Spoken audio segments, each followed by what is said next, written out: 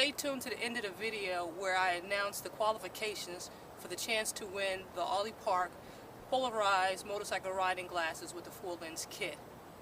So let's cue this video.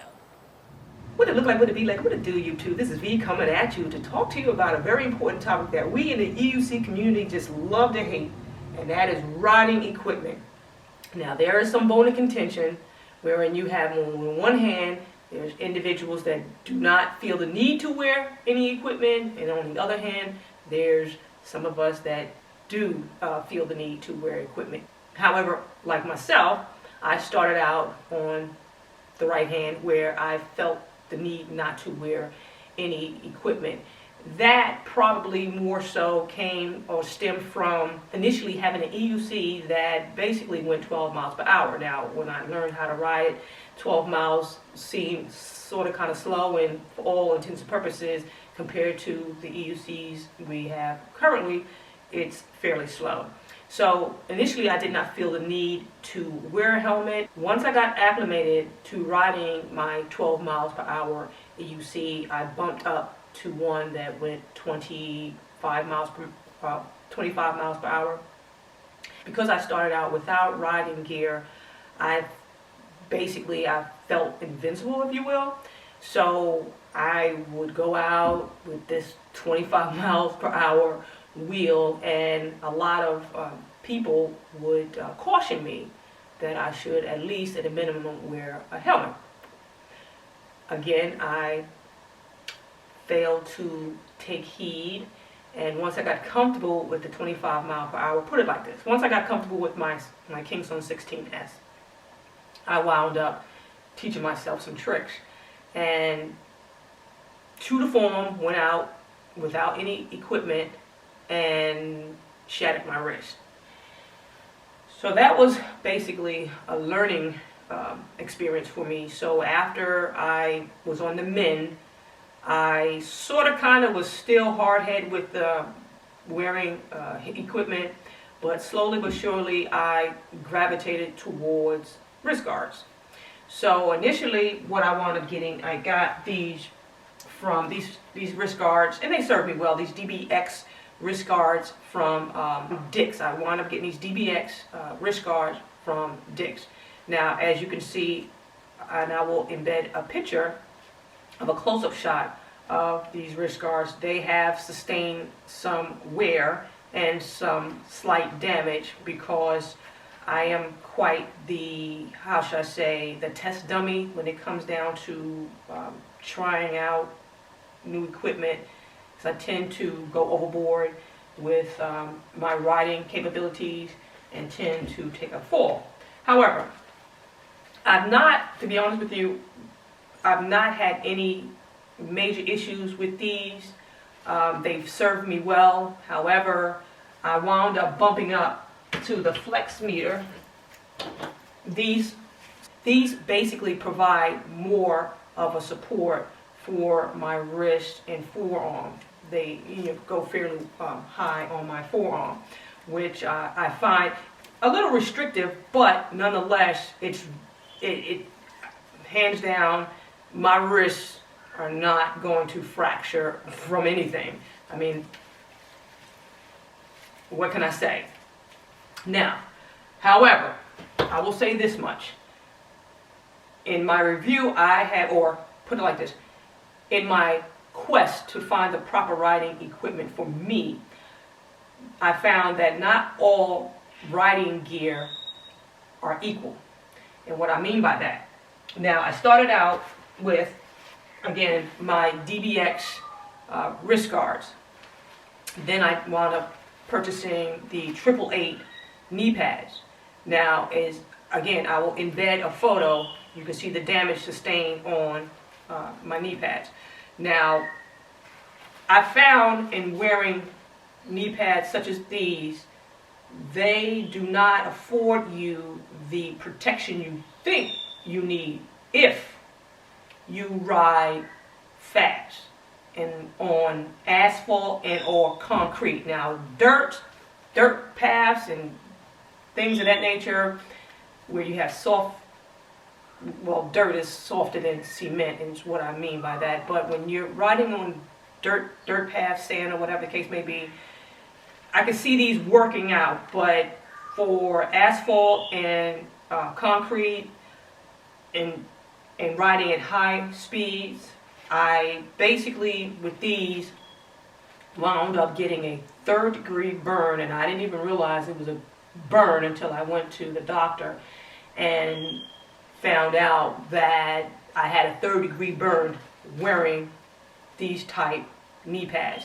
And what happens is, because you have this plastic coating, or this plastic where your knee joint would be, what this does, it acts like a sled, if you will. So when I was booking, I was doing over 25 miles per hour on my King Song 18L, and I hit a divot, and needless to say, I slid forward, and as I slid, these slid as well. So once these slid off my knee had no protection whatsoever, so I sustained a third-degree burn on my knee with these. So what I wound up doing after that, I wound up purchasing Elite knee guards. And these, hands down, provide a better protection because it's a lot more to cover. And then you strap them on your basically above your knee and your shin. So it provides a lot more coverage, and there's not going to be much movement. Now, if I will super embed a picture, because I did sustain, again, yet another fall. I was wearing these during the infamous water plunge that I took with my 18XL in the Anacostia River. And the bridge that had basically flooded was cement at the bottom. So when I went into the water, because I was going, again, high speed, over 20 something miles per hour, so when my 18XL slammed into the water, I went head first, and needless to say, it was 2 feet of water, but my knees slid on that cement underneath the water, and so that's where I got the damage. However, these did not move one iota. They stayed fixed on my knee and my shin. They did not move. So I would highly recommend that anyone who rides EUCs at booking speeds, and what I mean by booking speed, I mean like warp factor 25 plus miles, I would highly recommend getting knee guards that you can actually, that will protect your shins and upper part of your, or lower part of your thigh. Now, on to my elbow pads. Now, the elbow pads came about as a result of my Fox Titan Sports jacket. Now, when I had the spill, I had another spill, and this spill was a low impact type fall. What I mean by that, I wasn't going no more than 10 miles per hour. What I will do is link the video to that low impact fall so you guys can see I was literally going less than 10 miles per hour. Recording this incident is Neil. I'll be coming off to his right on my blue King Song 18L. I too am recording the day's event with the riding group. And as you can see, I'm not really going too fast, even though Neil had slowed his camera down. What I was doing was I was paying too much attention to recording and not enough attention to where I was going. And right here is where I actually hit the gap in between the sod and the cement walkway leading into the park. My wheel basically went into it, and I tried to recover, but because I was not paying attention, I fell off the wheel. Normally I would just step off the wheel and run with it, but because my attention span was somewhere else, this is what the end result. And as you can see, right here is where my head, or the visor of the helmet, hit the cement walkway, causing my head to snap back and causing me to experience pain in my neck. I failed to see a little divot in between the grass and the cement into the skate park, and as I was turning, the wheel caught in between the divots and I went forward. Needless to say, again, a low impact fall. I scraped my elbow with this, believe it or not. It basically, and I'll have a close-up shot, it chewed away the side padding to the elbow pad, causing me to sustain injury to my elbow. I did take an impact because I went sideways on my shoulders with my Fox Titan sports jacket. Honestly, looking at it, I can honestly say riding an EUC on asphalt and cement, I really don't see a need for this type jacket. And the reason why I say that is because this is the second such jacket that I purchased. And the first jacket sustained the same injury. I sustained, it's the same spot. It just basically tore away the side of the elbow pad. So in essence, this particular style jacket, although it's great, it didn't provide me the protection that I needed to my elbows as much as it will for my chest area and my back area. Now, the type of falls that we in the EUC community tend to have, more than likely will be us falling forward, not so much sliding. I think with this jacket, it helped me to more or less glide on the asphalt and the cement, as opposed to just falling forward and tumbling or whatever.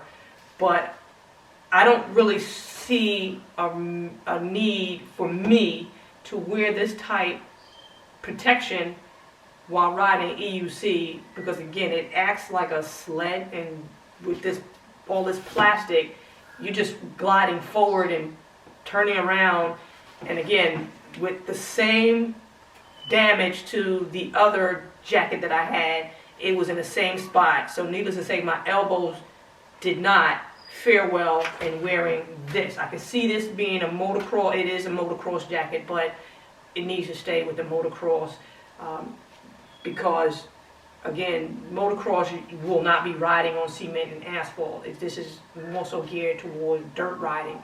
So what I wound up doing was, as a result of my elbows taking a beating, I wound up purchasing the Fox Titan Pro elbow pads. Now these elbow pads, I haven't had any injury or have sustained any injury, but without a doubt, I do feel that these elbow pads will afford me better protection than my Fox Titan sports jacket. Also, in that video, as you can see, I had I was wearing an O'Neill Series 3 helmet, of which I sold. I will have a picture of it linked here.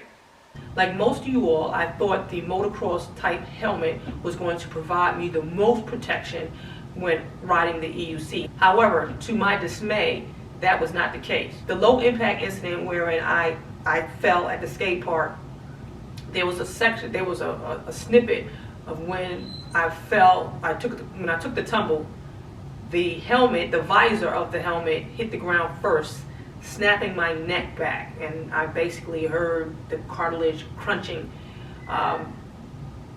And for a while there, as you can see, when I was sitting down, Neil came up to me and asked me, "Was I okay?" Well, it took me a while to actually get up off the ground. Matter of fact, I could not get up off the ground by myself. I had to get some assistance because of the pain that had shot from my neck to my head, and I had a slight headache. And needless to say, it was whiplash. However, the motocross helmet basically, for me, and I would highly not recommend, at least the ones without the breakaway visors, I would not advise anyone to wear a visor style type or motocross BMX type helmet, especially if you're riding on asphalt and or concrete, because once that visor hit the pavement, and it doesn't break away, but then again, I can't speak on the breakaway, but the moment of impact, your neck is going to snap back, and that was a slow, and that impact was fairly slow considering how fast I normally ride. So I'm just thankful that I found out through a low impact type fall that BMX type style helmet was not for me. So which brings me to the two helmet that I currently use. I use the Loomis Kickstart helmet and the infamous TSG. Now I like to wear the Loomis bike helmet because what it does, it has the lights, and it also has remote control. Like because I do belong to a riding group, and we vary in the terrains that we ride on. We usually will ride the streets of the District of Columbia and the trails that connects the DMV area of Maryland, DC, and Virginia.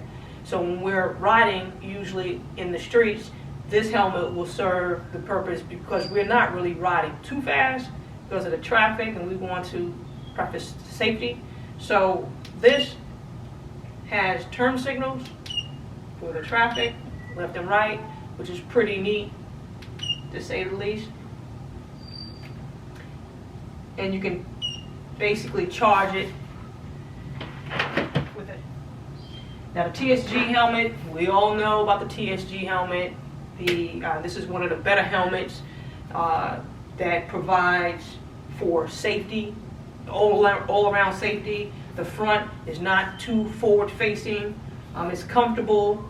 It doesn't fog up. The takeaway from this whole video was to really stress the importance on gearing up. Now, I've sustained multiple injuries. The worst came with me not wearing safety equipment when I shattered my wrist back in June of last year, and then going through my trials and tribulations on trying to pick out which of the riding equipment or riding gear was conducive for my type of riding style. And again, I will preface this: you can't go wrong with the flex meter for your wrist guards. Now again, there are different elbow pads, but if you get any type of elbow pad that will go up your forearm, your forearm and your biceps, you'll be great. And then with the knee pads, again, the knee pad, I would highly recommend knee pads that covers your shin and upper part of your thighs, because this will afford you a lot more protection, especially if you're riding fast, than the little, the little stubby just knee pads in general. As promised, I will be giving away a pair of Ollie Park polarized motorcycle riding glasses with a 4-lens kit. Marty recommended these glasses, however, I don't like the way they fit. So as opposed to sending them back, I will be giving them away to a lucky subscriber. One of the two criteria for having a chance to win these glasses is, number one, you have to be a subscriber, and number two, leave a comment below as to the EUC you think I will be purchasing and or revealing come December 26th. And on December 26th, when I do the reveal of my new EUC, which is going to be, of course, another electronic unicycle, I will reveal the lucky winner of these pair of glasses. So until next time, YouTube, Tiff says. Thank you for watching. Subscribe if you like if you will.